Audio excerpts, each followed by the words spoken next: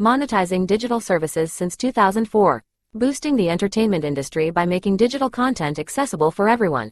AWG, where innovation meets monetization. LinkedIn presents. Welcome to the Human Capital Innovations Podcast. We're your source for personal, professional, and organizational growth and development, where we share original research, explore industry trends, and interview executives and thought leaders from across the globe. We hope you join us often for practitioner-oriented content around all things related to leadership, HR, talent management, organizational development, and change management.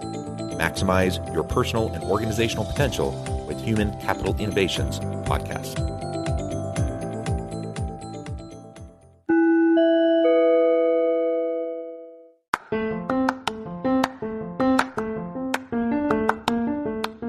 If you enjoy the Human Capital Innovations Podcast, enjoy ad-free listening by going to the Patreon page, and please consider contributing even at the producer or sponsorship level. And please leave a review. Thank you for your support.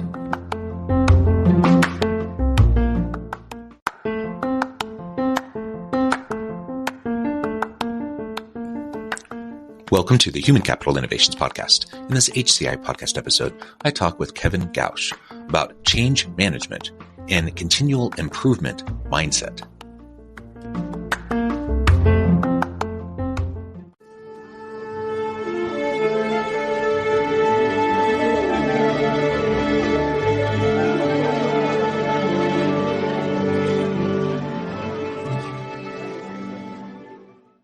Kevin Gausch, welcome to the Human Capital Innovations Podcast. Jonathan, thank you for having me. I appreciate it. It is a pleasure to be with you today. Joining us from outside of Philadelphia, I'm south of Salt Lake City in Utah. And today we're going to be talking about successful change management, frontline workers, and tech, and how all of that in the digitation process can work together to create really dynamic, continuous improvement mindset and climate and culture within organizations. As we get started, I wanted to share Kevin's bio with everybody. Kevin has 16 years in the construction industry with experience in management, quality, project management, and continuous improvement. He spent 13 years at a utility contractor at Henkels & McCoy, where he worked his way up from a regional management role to director in their shared services corporate office. He made the jump from construction to software when the company was bought just over a year ago, and he was a customer of safety culture prior to coming to work there. And his passion and mission is to empower frontline workers to improve safety, quality, productivity, and job satisfaction. I love all of that. Super important. I'm excited to have this conversation with you today. Anything else you would like to share with me or the audience by way of your background or personal context before we dive on in? I think the only thing I could add to it is, lean continuous improvement. It's prevalent. It's prevalent in pretty much all industries, especially manufacturing. Having that applied to the construction industry is somewhat unique. It's kind of a niche within a niche. So that's probably, for those out there that are kind of have that construction slant on things, this may be something that's not as easy to come across as some of the more manufacturing examples that are out in the ether, so to speak. Yeah, absolutely. Well, wonderful. And I always love taking things from a slightly different niche or perspective. Let's go ahead and dive on in and talk about kind of an overarching framework for successful change management from your experience. We can lay that foundation, and then we can move into talking about continuous improvement mindset and some of the pitfalls and obstacles that organizations might face and how we can overcome those. That'd be great. I think, when you start off, right, with continuous improvement, the most important thing to consider is people, right? It's people, culture trumps everything every time, right? And so when a company goes to roll out a new initiative or to say we're going to start doing continuous improvement, whatever that means, a lot of times they do it from a top-down kind of cost-oriented perspective, and they don't take a step back to think, what are the people that this is going to most greatly affect? How are they going to perceive this? How are they going to take to it, and how is it going to affect them, right? And so first and foremost, every time, all the time, you've got to talk to the people, I'll say in the field or on the front lines or kind of at the tip of the spear when it comes to the processes that you're ultimately going to try to improve.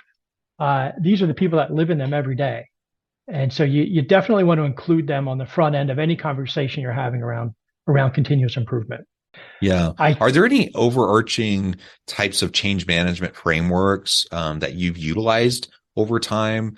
It's okay if there aren't. I mean, personally, I like to be a student of different frameworks, but I don't find any one framework to be, my gospel or anything like that. But I'm just curious if there's any driving types of philosophies or frameworks around change management that have influenced you. Yeah, so I first was introduced to continuous improvement from the lean perspective, right? So we took Toyota Production System and kind of translated that to construction, right?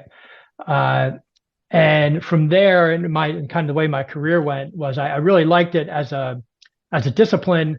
So I dove in and got the certification, and then I moved on and got certified in Six Sigma. I went through the black belt certification. Me personally, I think everything seems to be some kind of derivative of those two or a combination of those two that's kind of followed suit afterwards. I'm not a zealot of either one of them, to be truthful. I think they all have something positive to offer once you take all the duplication out of it, right? There's good pieces of all of it. Both of them, kind of going back to the first comment I made, start with culture, right? Yeah. I just think that companies in general aren't all that good at leading with that, from a leadership standpoint. And I get it.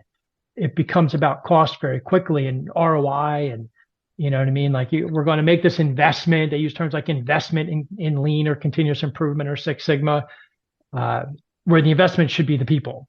Yeah. And I wholeheartedly agree that the investment should always be the people.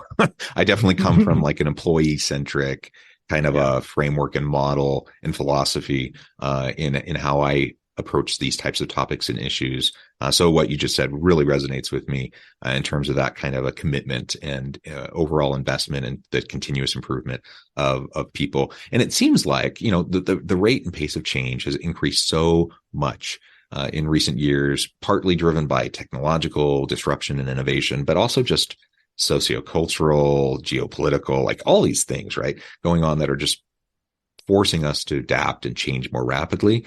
And how do you do that? Like the traditional change management approaches, that were taught in business schools in the 80s and 90s and 2000s, great perspectives, but in and of themselves, often they don't have the capability to allow us to be in a state of constant readiness for the type of change that happens in the modern world of work and the modern environment. And so that's why, the focus on continuous improvement mindset really resonates with me, because I think we need to create cultures within our organizations where everyone is just understanding that continual disruption is part of the game. Like we're constantly learning, we're constantly growing, we're constantly improving, we're iterating rapidly, we're trying things. Not everything's going to work. That's okay. And that's a significant mindset shift, I think, for a lot of people to be able to wrap their head around that kind of an environment. So in the past, where we talk about change management initiatives and resistance to change and people, retrenching and digging their heels in and not being willing to change, like we don't have that luxury of dealing with resistance to change now. Like you just have to have people who are ready to embrace change from a continuous improvement kind of a perspective, I think. And if you can't, you're just going to become obsolete. You're just not going to be relevant anymore very rapidly, because the world is going to pass you by as everyone else is changing.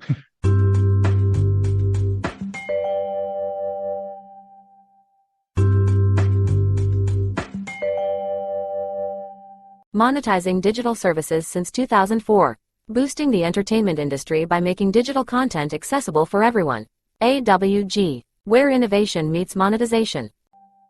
I've heard that a company's ability to change is its number one predictor of viability, right? You always hear the Blockbusters of the world as an example, and Nokia, so on and so forth, that they just had the blinders on to the evolution of the industry and the speed at which it evolves. And so creating, as you said, a culture, which is 100% true, right? A culture of where everybody is bought in to having continuous improvement not be something that's done to them, for one, and not something they do in addition to the work that they do from 9 to 5, but how they do their work. And when you go back to the traditional approach to continuous improvement, where you've got a black belt or a consultant or even an internal consultant, which I found myself in that role many times, where it's my responsibility to, let's say, go into a business unit and find the waste and eliminate the waste. And the resistance to that. And what I truly think is the people aren't resistant to change necessarily. They're resistant to the way we go about it, right? So I'll give you an example. I was meeting with one of the business unit managers, and I said, we're the lean guys. We're here to help, right? We're from corporate, and we're going to help you find ways to drive cost out and be more efficient and all those wrong things to say. And he said, well, look, we already do that. And I was like, well, you probably don't. And he said, well, let me show you what we're doing, right? And he gave an example of utility company, and they had to remove manhole covers. And he said, the way we do it, we used to do it is we had this hook on a handle, a short handle, and we would, bend over, we'd hook the lid, and we'd, yank it off. And it was hurting our guys' backs. It was heavy. It was so on and so forth. So we created this tool, and we took a pry bar, we welded a hook onto the end of it, we put a little lever on the middle of it, and we were able to quickly and easily peel it off and pull it back. No one gets hurt. It takes 10 seconds. And I said, okay, right, or like, you win, right? You do it. And the problem from a management standpoint is, well, we didn't quantify it. We didn't capture it, right? And maybe there's an argument to be made for not being able to share that best practice with other business units. I could understand that. But when you go to quantify your ROI and continuous improvement, and it's almost like, well, they don't get credit for that because that wasn't part of the project. They're people, I just want to get out of their way. I may help them with some tools or a way to maybe facilitate continuous improvement within their business unit. But that's not something I want to mess with, right? They've got frontline workers seeing a problem, coming up with a solution, and management supporting the efforts. They've already arrived. They just didn't know it yet. Yeah, I really like that, and great example. You kind of started to touch on it and allude to it a bit, but let's talk more specifically about some of those main obstacles, the roadblocks, the minefields, that we're navigating as we're trying to help our company develop this kind of continuous improvement mindset and culture. Because it sounds great. I think anyone listening is like, yeah, I would love that. So, but doing it is something entirely different, even if you buy into it and you think that that's a good idea. So what are the obstacles you've seen, and how can you start to overcome those? So I think number one, part of the mistake of traditional continuous improvement approaches were that you had the others, right? Us as continuous improvement professionals were the outsiders coming in to tell the people who do the work how to do their job better, right? That was the perception of it. We had certifications. We may not even know the work, but we know the methodology, right? So unfortunately, a lot of times people in that situation, I could probably put myself in this bucket at some point in my career. You felt the need to prove yourself. You felt the need to make sure that you were respected. And so you try to come across in a certain way. And just the fact, number one, that you're an outsider works against you. Number two, you don't know the work. It works against you. And number three, you're probably a little arrogant, and all that works against you. And so there's an immediate wall that comes up. So I think the first problem, the first roadblock is having some differentiation between the coaches who are supposed to help the people along the journey and those that are kind of coming in to sort of make their mark, right? Prove their worth and so on and so forth. That's a problem. Another barrier, I think, is just, it's always leadership, right? I think everything, if you want to find the source of a problem, you can always pretty much pin it on leadership, whether it's their tolerance of things that shouldn't be tolerated or their, making decisions that affect people without considering the people or whatever it may be. Getting the frontline workers to own the solutions to the problems and the innovation of those solutions and the implementation of those solutions with guidance from a coach rather than, and I've seen this before, rather than sort of the continuous improvement professional owning all of the kind of the day-to-day tasks of trying to drive results. It just doesn't work. It just doesn't work. Yeah, I agree. I don't think that works very well if that's our approach.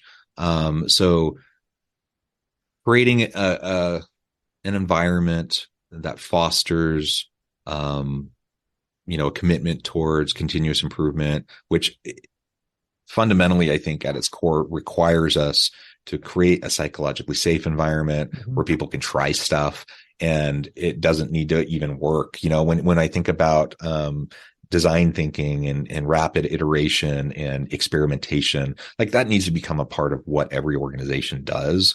And that is a part of the continuous improvement mindset. When you create that psychologically safe environment, it starts to reduce the resistance that people have because they just see like, oh, I can try something cool. It actually becomes exciting and invigorating, because you're not stuck in just doing things because that's the way you've always been doing it. But people have creative ideas all the time. And in most organizations, most of the time, traditionally, those have been squashed because you're just like, nope, that's not the way we do it. Do it this way, and so then very quickly people just kind of stop even thinking creatively about how to do processes better or change systems or, whatever, or your example of the tool that, that they create or whatever. All of that will help us to not only improve better the next time, but it also continues it's a reinforcing process to help reduce resistance. Let's talk a little bit more about digitizing processes in the workplace, to be able to reduce resistance, to help people to recognize the value of the changes that need to be happening. How can we start to build more of that in?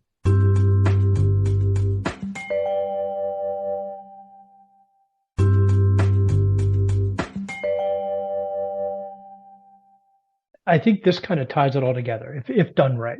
Right. So in my experience both at Henkel's and with safety culture that I'm with now and the overlap with the tools and the platform that we used, it was a way to digitize a lot of our processes. And one of them was with our gas workers, we were able to document the work that they would do throughout the day.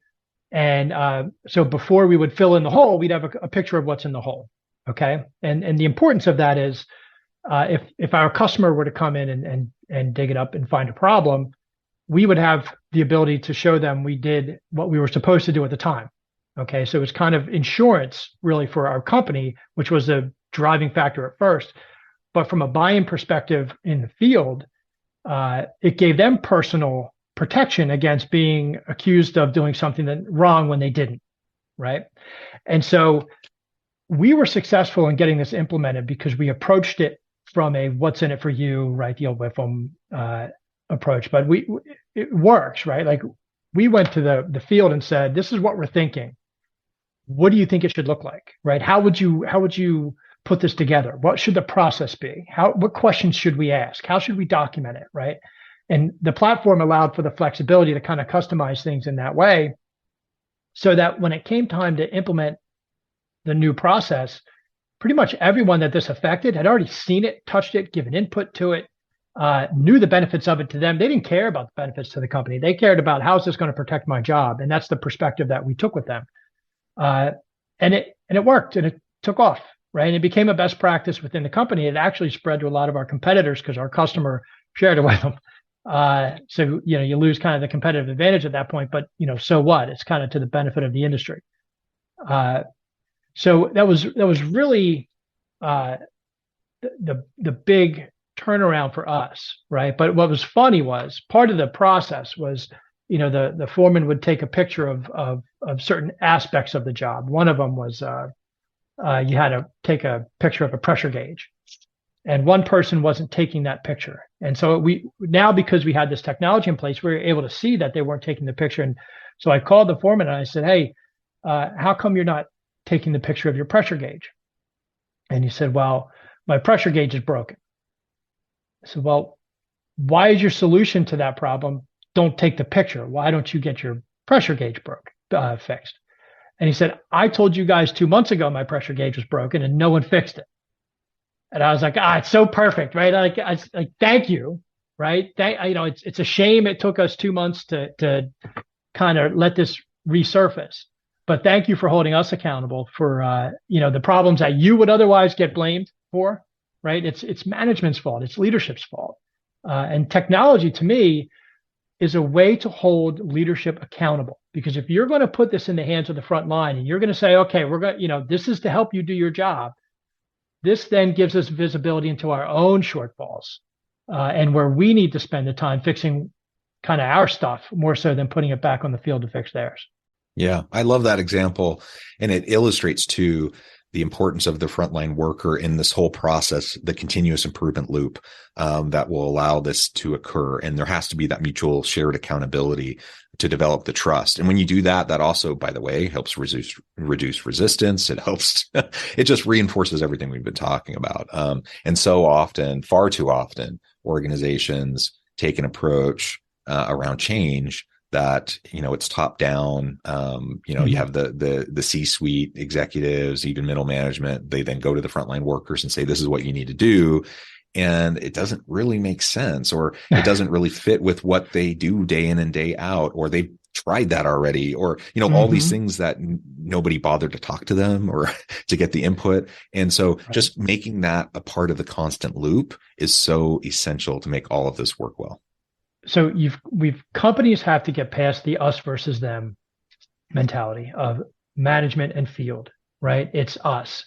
All too often the enemy is within, right? When you think about this and how, if management who doesn't do their due diligence and just puts a process upon the front line to then go execute, and they know that pushing back is futile, so they say, got it, boss, let's watch this crash and burn.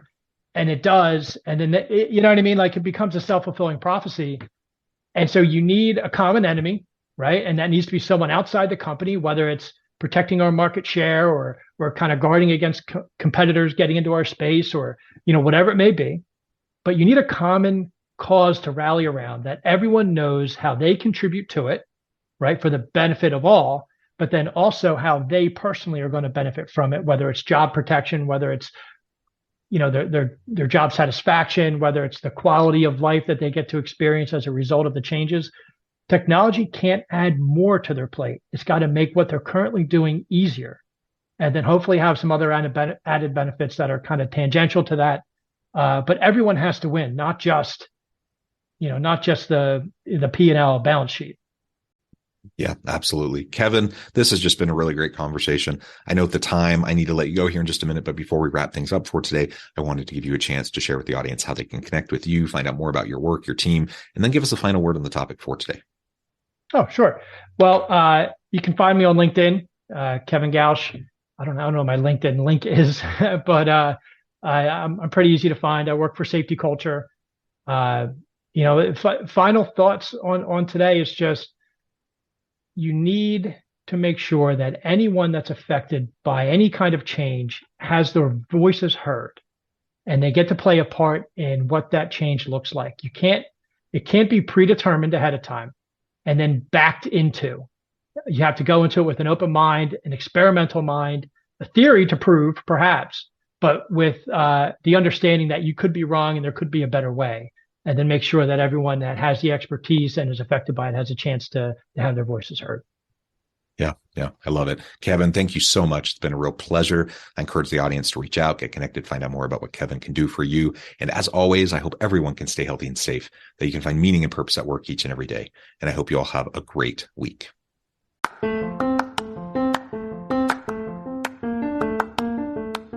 you enjoy the Human Capital Innovations podcast? Enjoy ad-free listening by going to the Patreon page, and please consider contributing even at the producer or sponsorship level. And please leave a review. Thank you for your support.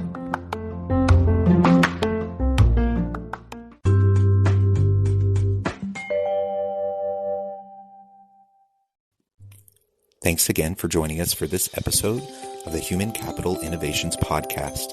I hope you stay healthy and safe and that you have a great week.